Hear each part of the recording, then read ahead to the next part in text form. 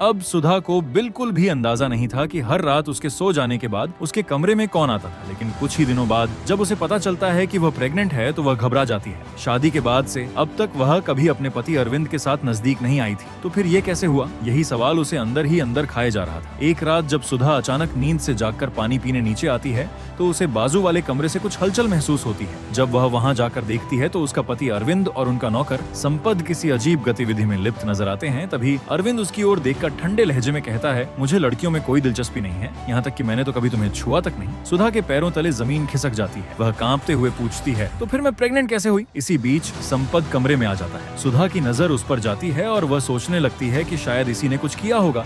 लेकिन तभी अरविंद कहता है, संपद ने कुछ नहीं किया। असल में मेरी माँ हर रात तुम्हारे दूध में नींद की दवा मिला देती थी और तुम्हारे सो जाने के बाद मेरे पिता तुम्हारे कमरे में आते थे। ये सुनकर सुधा का दिमाग सुन्न पड़ जाता है। अपने ही ससुर के बच्चे को कोख में लिए होने का एहसास उसे भीतर तक झकझोर देता है। अगले दिन वह बिना देर किए अबॉर्शन कराने अस्पताल चली जाती है। लेकिन वहाँ से लौटने के बाद भी उसके सास ससुर उसी को दोष देने लगते हैं, मानो गलती उसकी ही हो।